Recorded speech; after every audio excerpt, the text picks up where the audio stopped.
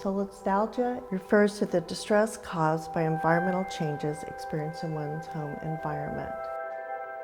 The concept was to look at specific environmental issues that impact San Jacinto College, look at the Brio Superfund site, petrochemical industry, and other ecological factors in that area.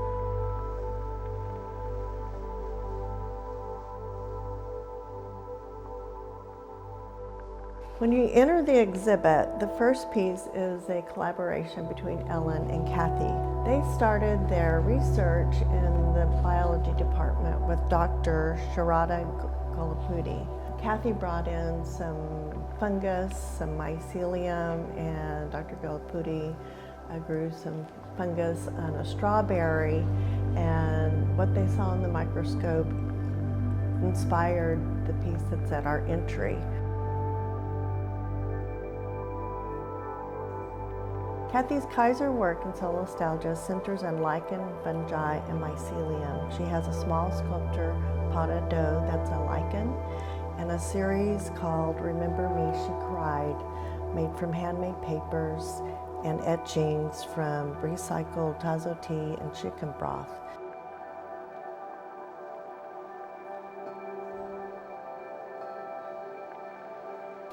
Next to Cathie's lichen are 3 small bronze sculptures of mine subterranean secrets. In the middle of these 3 is Lifeblood, which is a cast bronze root in the shape of the human anatomical heart.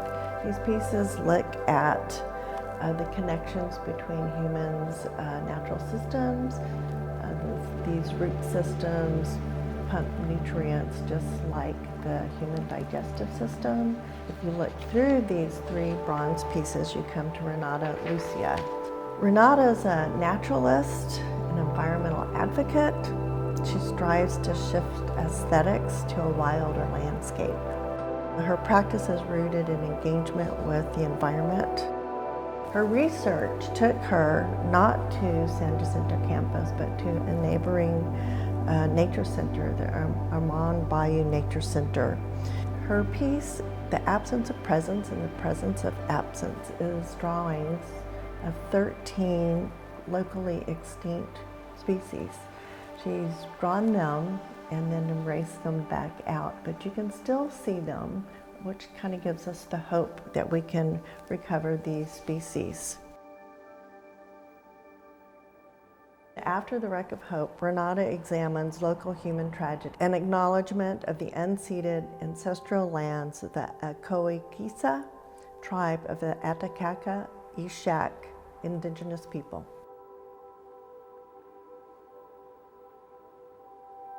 The next artist has the Brio Memory Project, Extraction, Erasure, and the Power of Remembering by Heather L. Johnson. Heather started researching the Brio Superfund site.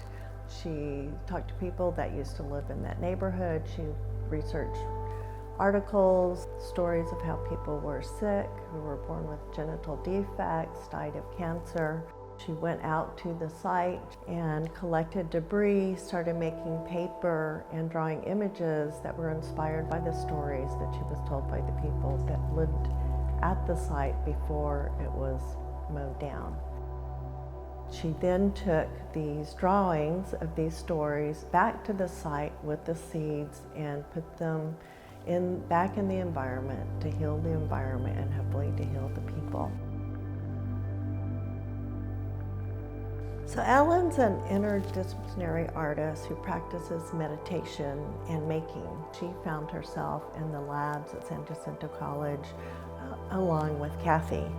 So a pivotal moment for Ellen was when she noticed a multi-chambered heart, compound eyes, brain, and a complex system in what was the body of a mosquito. That inspired her Clyde's Ghost, which is a video of this mosquito larvae.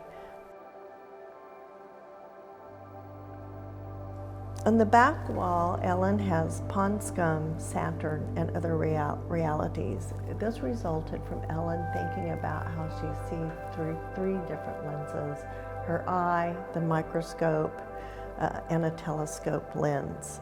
The piece is 11 foot tall and composed of layers of fabric. In the back of the entry piece is visualizations of vibrations. These are a series of drawings that look at the eclipse of vibration meditations. My work is inspired by the fact that environmentalists argue that we don't have an environmental problem, we have a social problem.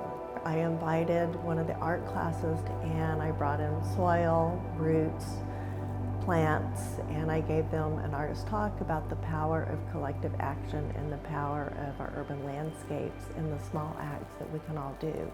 I gave them hope because I see that they have scientific knowledge that my generation didn't have. I then took photos of them with my cell phone, engaging with these simple items. I did 30 by 44 inch large monumental portraits in black and white of these students, and would layer them with videos that are in silhouettes of urban landscapes.